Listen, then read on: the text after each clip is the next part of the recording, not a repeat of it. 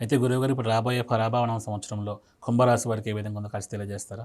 తప్పకుండా అండి. మనం ఆదాయము, వ్యయము, రాజ్యపూజ్య అవమానాలు చూసుకుంటే మనకి మకరానికి ఎలా అయితే 2-8 ఉందో కుంభానికి కూడా 2-8 ఉంది. అంటే ఆదాయం 2, వ్యయం 8 అనేటువంటిది చూపిస్తుంది. అలాగే రాజ్యపూజ్య అవమానాలు పంచాంగంలో ఏమి ఇచ్చారంటే 4-2 అంటే మంచి ఫలితాలే ఉన్నాయి. 4 ఆదాయం, 4 రాజ్యపూజ్యము, అవమానించే వాళ్ళ సంఖ్య 2 కాబట్టి పెద్దగా టెన్షన్ పడక్కర్లేదు. కానీ ఇక్కడ 2-8 ఉంది కాబట్టి వీళ్ళకి అదిగాక కుంభం వారికి ఏలినాటి శని ఒకటి నడుస్తుంది. 2లో ధనస్థానంలో శని ఉన్నాడు కాబట్టి వీలైనంత మటుకు కాస్త గోవులకు బెల్లం తినిపించడము, ఓం అనాకలిత సాదృశ్య చుబుక శ్రీ విరాజితాయే నమః లేదా ఓం ధర్మాధ్యక్ష ధనాధ్యక్ష ధనధాన్య వివర్ధనీయ నమః అనే మంత్రం చేస్తూ ఉంటే 100% ఫైనాన్షియల్గా వీళ్ళకి గ్రోత్ ఉంటుంది. అలాగే నువ్వులు, నూనె లాంటివి దానం ఇవ్వాలి. ఇక మిగతా అంశాలు చూసుకున్నట్లయితే ఆ యొక్క గ్రహస్థితులను బట్టి చెప్పేటువంటివి ఏవైతే ఉన్నాయో చెప్తుంది నేనైనప్పటికీ చెప్పిస్తుంది సాక్షాత్ లలితామ్మవారిగా భావిస్తూ శని 2లో ఉన్నందుకు ముఖ్యంగా వీళ్ళకి ఏలినాటి శని ప్రభావం ధనం మీద, కుటుంబం మీద ఉంటుంది. అంటే కుటుంబ సభ్యులు కొన్ని వీళ్ళకి ఇష్టం లేని పనులు చేయడం వల్ల వచ్చే పేచీలు, గొడవలు అనుకోండి. అలాగే ఫైనాన్షియల్గా ఎక్కడో ఎక్కువ ఇన్వెస్ట్మెంట్ పెట్టేసి రూపాయి జేబులో లేకుండా తిరగడం ఇట్లాంటివన్నీ ఇస్తుంటుంది. కాబట్టి ఎక్కువ ఓవర్గా కూడా ఎక్కడో ఇన్వెస్ట్మెంట్ చేసేసి డబ్బులు లేకుండా ఉంచుకోకూడదు. ఇది ప్రధానంగా చూసుకోవాలి. అండ్ అలాగే మరొక విషయం ఏంటంటే ఇక్కడ గమనించినట్లయితే ఈ కుజుడు మన వీళ్ళకి కెరియర్ పరంగా ఎలా ఉంటుంది అంటే జూన్ తర్వాత నుంచి చాలా బాగుంటుంది. అంటే వీళ్ళకి 10th లార్డ్ కుజుడు కొంచెం స్ట్రెంథెన్ అవుతాడు గురువు దృష్టి వల్ల.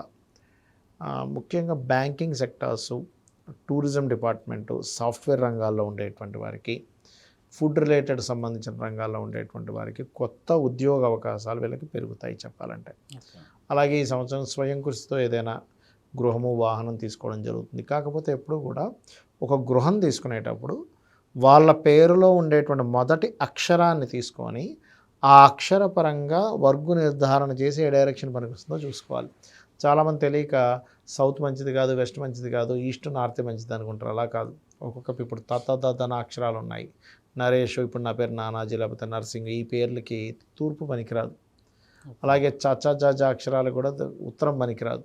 కాబట్టి పేరులో ఉండే మొదటి అక్షరాన్ని ప్లస్ వాళ్ళ జన్మజాతకంలో ఉండేటువంటి గ్రహస్థితిని బట్టి ఎంచుకోవాలి. అయితే ఈ కుంభం వారికి సంతానం కోసం చేసే ప్రయత్నం అయితే చాలా బాగా కలిసి వస్తుంది ఈ సంవత్సరం. కాకపోతే నవంబర్ వరకు వీలైనంత మట్టుకు ఈ పార్ట్నర్షిప్స్ విషయంలోని, వివాహ నిర్ణయాల విషయాల్లోని చాలా అంటే చాలా కేర్గా ఉండాలి. ఎందుకంటే సప్తమంలో కేతు ఉన్నాడు, అది కూడా సూర్యుడి యొక్క రాశిలో. అంటే ఈగో క్లాషెస్ ఎక్కువగా పెరుగుతూ ఉంటాయి. కాబట్టి ఆ యొక్క విషయంలో చాలా జాగ్రత్తగా ఉండాలి. ఉద్యోగ అవకాశాలు అయితే వస్తాయి, దానిలో ఎటువంటి ఇబ్బంది లేదు.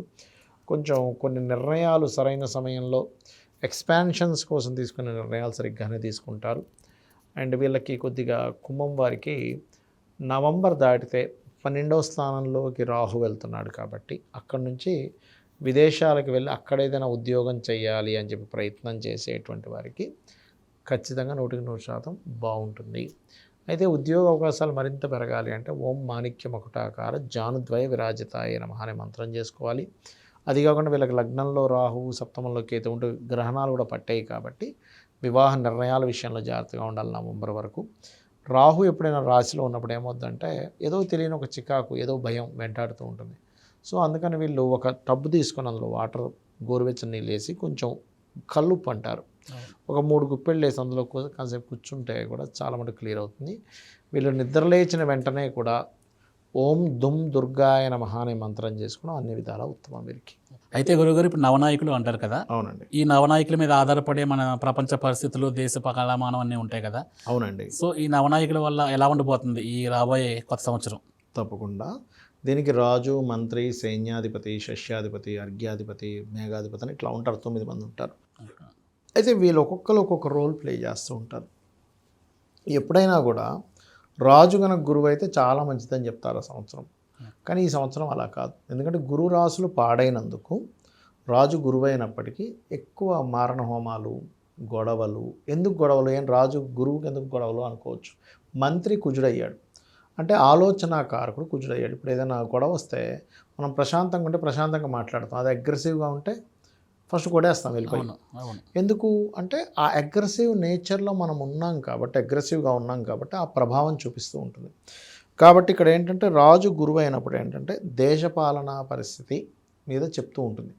అయితే ఈసారి గురువు యొక్క స్వరూపం మారిపోయింది కాబట్టి చిన్న చిన్న విషయాలకే మిస్కమ్యూనికేషన్స్, గొడవలు, ఈ ముఖ్యంగా ఈ యుద్ధాలు ఇంకా పెరగడం, పెరిగి తద్వారా యుద్ధ విమానాలు ఎక్కువగా డెస్ట్రాయ్ అవ్వడం, కొన్ని వాయు సంబంధించిన ఇబ్బందులు రావడం, సడన్గా క్రాష్ అవ్వడం, షేర్ మార్కెట్ క్రాష్ అవ్వడము, లేకపోతే ఇంటర్నెట్ క్రాష్ అవ్వడము, శాటిలైట్స్ కొన్ని సడన్గా పనిచేయకపోవడము, సిగ్నల్స్ కట్టడం, ఇట్లాంటివి జరుగుతూ ఉంటాయి. అదేవిధంగా కాస్త యుద్ధాలు కూడా పెరుగుతాయి. చిన్నగా ఏముండదు, చాలా పెద్ద స్థాయిలో ఉంది యుద్ధాలు చెప్పాలంటే, ఎందుకంటే మంత్రి కుజుడైనందుకు. అలాగే సేనాధిపతి చంద్రుడయ్యాడు. సేనాధిపతి చంద్రుడైనప్పుడు ఏమవుతుందంటే ఒక్కోసారి ఒక మనిషి కొట్లాడితే మనం అది పర్ఫెక్ట్ రీజన్ ఉందనుకోండి. ఇప్పుడు చిన్న ఎగ్జాంపుల్, బాహుబలి సినిమాలో వాడు ఫైట్ చేస్తుంటాడు, అది మనకి తల్లి కోసం పోట్లాడుతున్నాడు కరెక్ట్ అనిపిస్తుంది. కొన్ని సినిమాల్లో కామెడీగా కొట్టుకుంటూ ఉంటాడు, ఏంట్రా ఇక్కడ ఎందుకు ఫైట్ పెట్టాడు, ఇప్పుడు అవసరమా ఎలివేషన్ అనిపిస్తుంది. అట్లా ఏంటంటే చంద్రుడు సేనాధిపతి అవుతున్నప్పుడు ఏమవుతుందంటే అసలు అవసరమా, వీళ్ళు ఎందుకు గొడవలు పెట్టేసుకుంటున్నాయి దేశాలు, చిన్నపిల్లల్లాగా ఉన్నారేంటి వీళ్ళు, వాడు ఏదో అనగానే వీడు వెళ్ళిపోయి యుద్ధం వేసేస్తున్నాడు, వీడు రైఫిల్ వేసేస్తున్నాడు, అలాగ అనిపిస్తూ ఉంటుంది మనకి సేనాధిపతి చంద్రుడు అయినందుకు.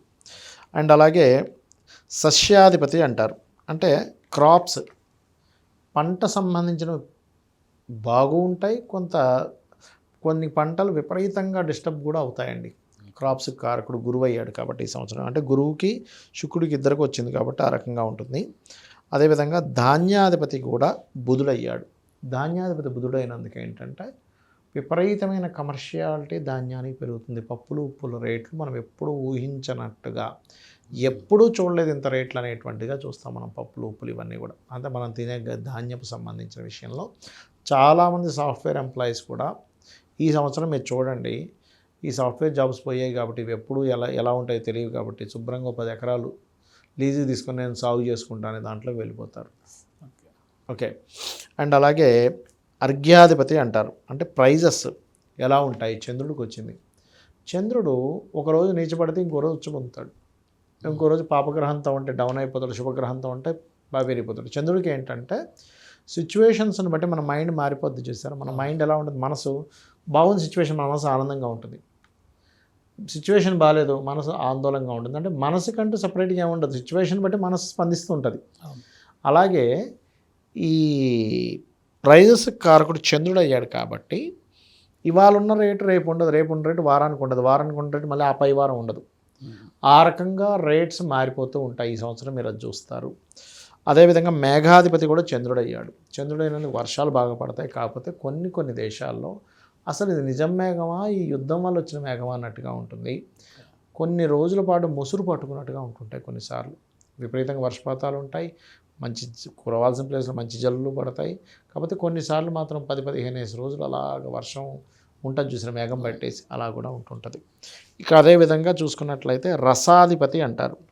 సో రసాధిపతి అంటే పాలు, నెయ్యి మరియు అదేవిధంగా లోహాలు, ఇవన్నిటికి కూడా శని వచ్చింది ఆధిపత్యం. శని రావడం వల్ల, అదేవిధంగా నీరసాధిపతికి ఏమో గురువుకి రావడం వల్ల ఒకసారి ఈ లోహాలు ఇవన్నీ విపరీతమైన రేటు ఉంటే ఒక్కోసారి బాగా తగ్గిపోవడం, అసలు ఏంటి ఎప్పుడేం జరుగుతుందో అర్థం కాని పరిస్థితుల్లో ఉండడం లోహాల్లో, ఇట్లాంటివన్నీ కూడా జరుగుతాయి.